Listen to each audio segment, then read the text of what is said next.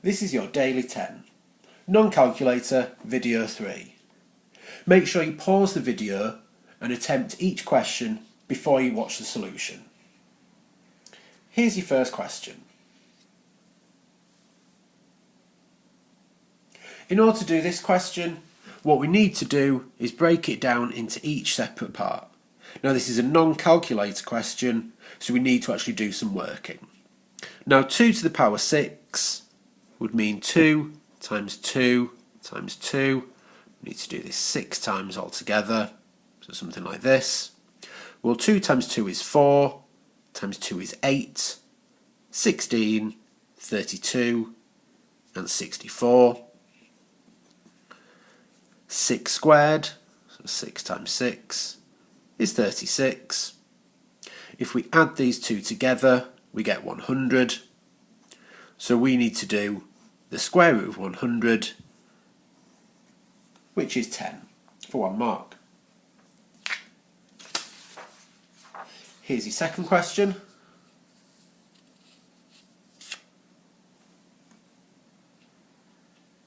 Now for a question like this, we need to try and divide by a decimal. Now dividing by a decimal is quite a difficult thing to do, so what we actually do is try and alter the question slightly. The easiest thing to do to change 0.12 into a whole number would be to multiply it by 100, because doing that would make that into 12. In order to make sure that the answer does not change, because I've multiplied this number by 100, I would have to do the exact same to this number. So timesing by 100, so moving the digits along 2, will give us 6,432. Now we've got a bit of numeracy here that we now need to do. So we're going to do 6,432 divided by 12. Now one little tip that I've got for this, if you are dividing by a double digit number, it's often useful to quickly write down your 12 times table, or whatever number it is, just next to your working area, so that you've got them as a quick reference. So we've got 12s into 6, doesn't go, so 6 remainder. 12s into 64, we've got 1, 2, 3, 4, 5 of them, with 4 left over, so carry the 4. 12s into 43, we can go for 1, 2, 3 of them up to 36. So from 36 up to 43, that's 7 remainder. And then we've got 12s into 72, so going through 1, 2, 3, 4, 5, 6. So we don't need that 0 at the start, we get a final answer of 536.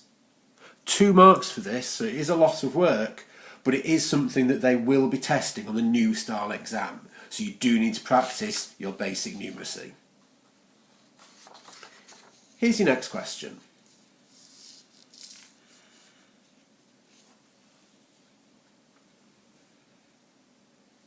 So for a question like this, it's bringing together a few different areas within the subject. First thing I read up at the top is that this circle has a radius of 6 centimetres. Now down here, before I actually read any of this, I do notice that it's talking about area. So the first thing I'm actually going to do is work out the area of the circle, which, if you remember, the formula for that is pi r squared. So given the fact that the radius is 6, we get that this is pi times 6 squared. 6 squared is 36, so this is 36 pi. Now if we read this bit here to see actually what we need to do with this area. It says that the area of sector A and B are in the ratios 1 to 3. So because it says that these two lines here are diameters, we know full well that actually A and B, the top part of that circle, must be exactly half of the circle.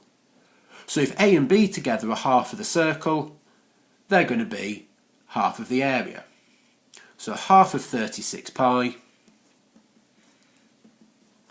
gives us 18 pi.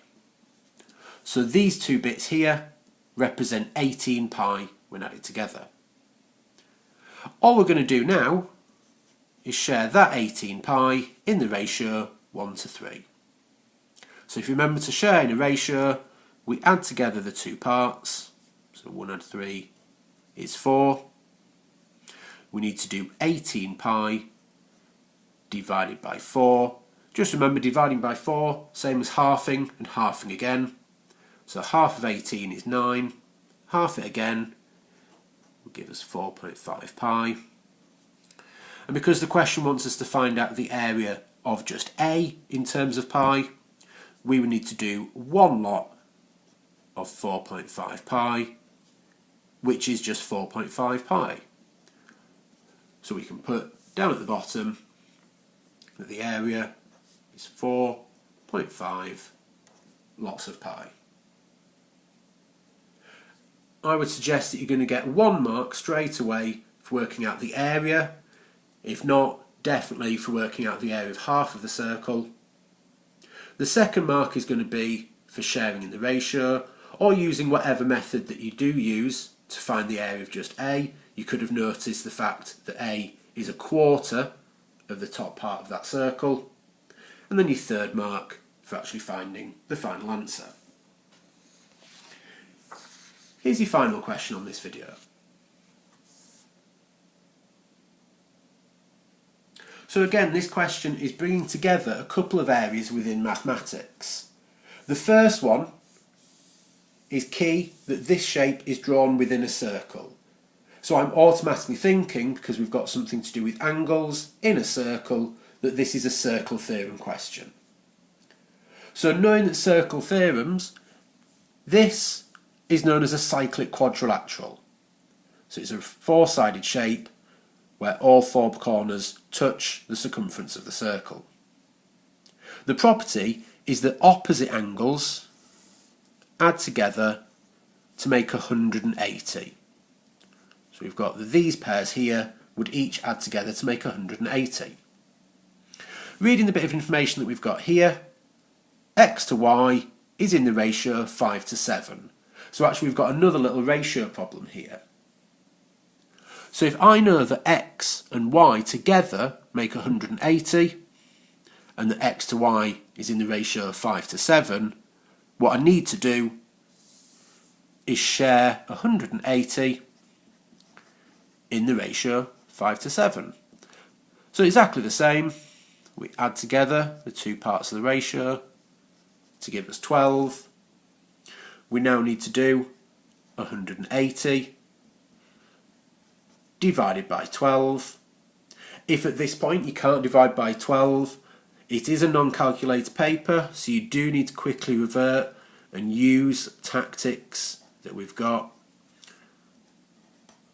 So you can use the times table that you worked out for the earlier question. 12s into 1 doesn't go, carry the 1. 12s into 18 goes once, and 6 remainder. And then 12s into 60 goes 5 times. So 180 divided by 12 is 15.